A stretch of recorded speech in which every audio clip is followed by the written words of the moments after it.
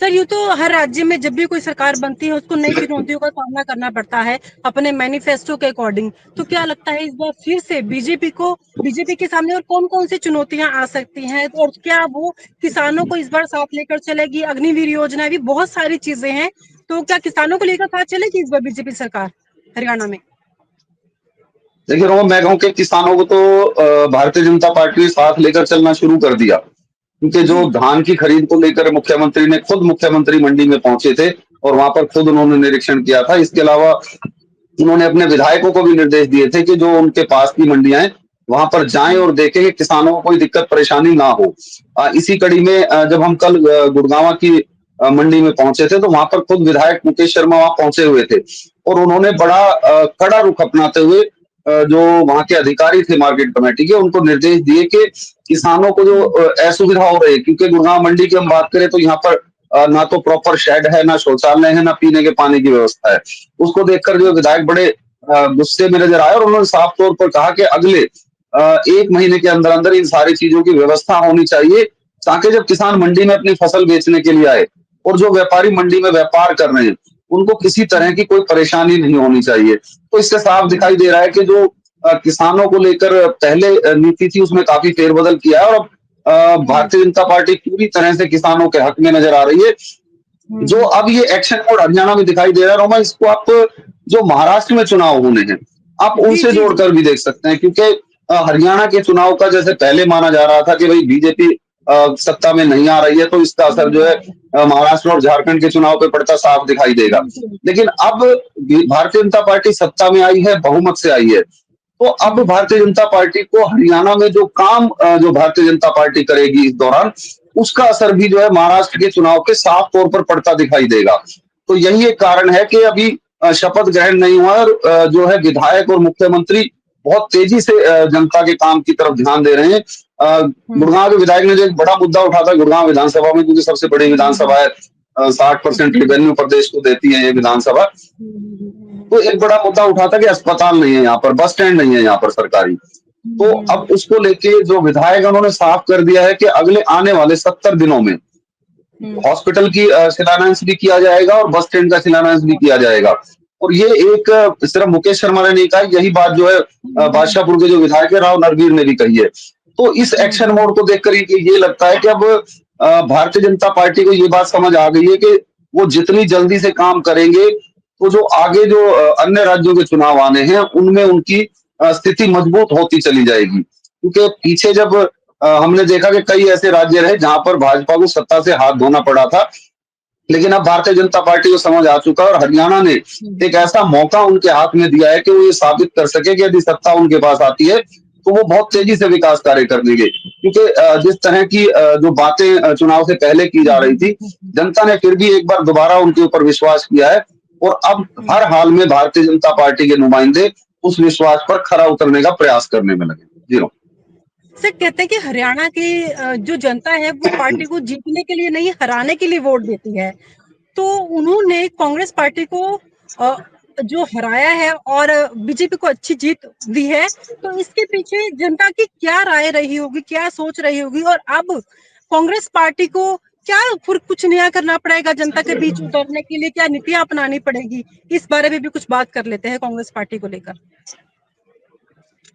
देखिए कांग्रेस का तो अभी आप अगर हाल देखें तो इससे बुरा हाल नहीं हो सकता कि उनके जो खुद के प्रदेश अध्यक्ष हैं उदयभान, वो होडल से जी, चुनाव हार गए हैं। भूपेंद्र सिंह जी, हुड्डा के समधी और बड़े कदावर नेता है करण दलाल, वो जी। पलवल से चुनाव हार गए थे। इसी तरह से उनके जो बड़े जितने भी नेता थे वो अपनी अपनी सीटों से चुनाव हार गए हैं।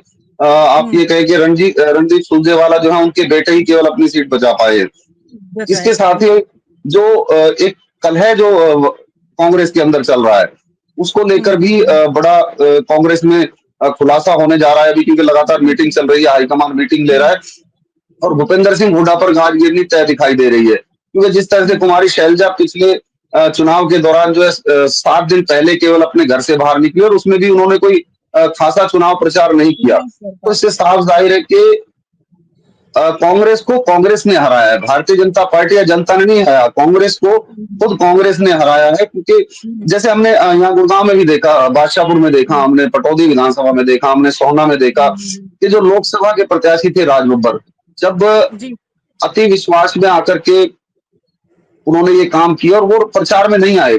गुड़गांव में तो वो हुँ, आए नहीं, सिर्फ बादशाहपुर में उन्होंने प्रचार करके अपना इतिश्री कर दिया।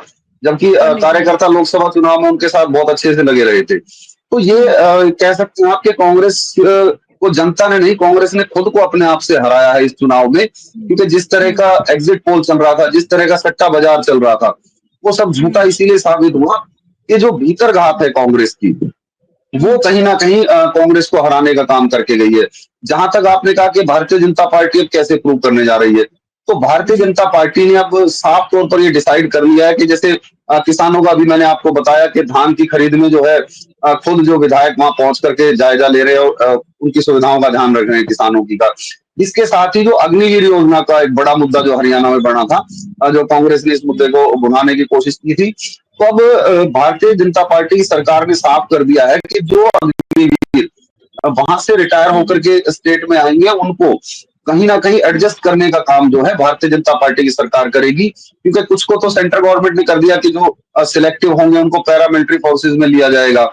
उसके बाद हुँ, अब हरियाणा सरकार ने भी कहा है कि जो अग्निवीर वहां नहीं सेट हो पाएंगे, उनको जो है हुँ, वो अपने बोर्डों में, निगम में या हरियाणा पुलिस में या जो भी औद्योगिक बल है हरियाणा के, उसमें जो है हुँ, उनको स्थायी नौकरी देने की जो है बात हरियाणा सरकार ने की है। तो उसका भी एक बड़ा मुद्दा है कि दोनों मुद्दों को बड़े तरीके से जो है भारतीय जनता पार्टी ने सॉल्व करने का काम किया है।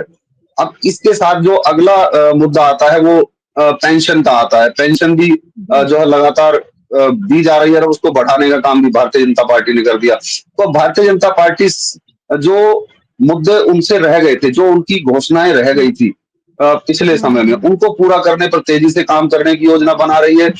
मैं आपको बता दूं कि जब नायब सिंह हुँ, सैनी ने पदभार ग्रहण किया था, तो उसके बाद जी, हजारों करोड़ रुपए की परियोजनाओं का उन्होंने शिलान्यास किया था, जो कि आचार जी, संहिता लगने के बाद काम रुक गए थे। तो अब भारतीय हुँ, जनता पार्टी का साफ इशारा है कि वो सभी काम अब बहुत तेजी से पूरे होंगे और अगले 6 महीने में हरियाणा हुँ, जो है एक दोबारा से नंबर 1 राज्य बनकर उभरता नजर आएगा। अ, हुँ, अब देखिए शपथ होती है 17 तारीख को, उसके बाद किस तेजी से काम हुँ, होता है देखने वाली बात होगी। साथ साथ एक जो अधिकारियों को लेकर मनोहर लाल खट्टर ने गुड़गांव में एक सभा में तंज कसा था कि कुछ अधिकारियों ने लोकसभा चुनाव में भारतीय जनता पार्टी को हराने का काम किया था। आपने भी सुना होगा जी, उनका बयान। तो हुँ, उस पर भी निगाह है, सारी रिपोर्ट जो है वो भारतीय जनता पार्टी के पास आ चुकी है और उस पर भी कहीं ना कहीं एक्शन की तैयारी में भारतीय जनता पार्टी नजर आ रही है। क्योंकि देखिए किसी भी अधिकारी का चुनाव के अंदर राजनीतिक दखल देना उचित नहीं है। हालांकि प्रशासन उनको चलाना है, चुनाव उनको कराने हैं, लेकिन ऐसा देखा गया कि कुछ अधिकारियों ने राजनीतिक रूप से भी एक पार्टी को सपोर्ट किया, तो अब वो भी जो है भारतीय जनता पार्टी अपनी लिस्ट कर रही है। इसके साथ ही हुँ, क्योंकि हमारे एक भारतीय जनता पार्टी के ही नेता हैं, वो अक्सर अपने बयान में कहते थे कि जब चुनाव नजदीक आता है तो हरियाणा में कूड़ा बढ़ जाता है सड़कों पर, नालियों में कूड़ा बढ़ जाता है, सीवर ओवरफ्लो होने लग जाते हैं। तो उनका भी यही सवाल था कि ये सब चुनाव के समय ही क्यों होता है? तो उसका जी, सीधा सा उत्तर भी समझ आता है कि कहीं न कहीं जो एक पॉपुलैरिटी है उसको कम करने के लिए इस तरह के काम किए जाते हैं। तो इन सब चीज़ों पर अब भारतीय जनता पार्टी नकेल कसने की तैयारी कर रही है और शपथ ग्रहण के बाद साफ हो जाएगा कि किस-किस पर ये गाज गिरती है और कितनी तेज़ी से भारतीय जनता पार्टी जनता को विकास का वो दिखाती है प्रतिबिंब कि कितना विकास अब वो हुँ, कर पाएँगे और जनता ने जो तीसरी बार विश्वास जताया है भारतीय जनता पार्टी पर, उस पर कितना खरा उतरती है ये 17 तारीख के बाद पता लगेगा। चलिए कुल मिलाकर अब देखना जाएगा शपथ ग्रहण समारोह के बाद क्या-क्या बदलाव आते हैं और मंत्रिमंडल में क्या बदलाव देखने को मिलते हैं और जो वहाँ के मुख्यमंत्री हैं वो किस तरीके से अपनी जनता का साथ देते हैं। सारी तमाम जानकारी के लिए आपका बहुत-बहुत शुक्रिया। नमस्कार। और आप हमसे जुड़े रहने के लिए सब्सक्राइब करें YouTube पर, फॉलो करें ट्विटर पर और लाइक करें Facebook पर। और ज्यादा जानकारी के लिए आपको टाइप करना होगा सिर्फ न्यूज नशा।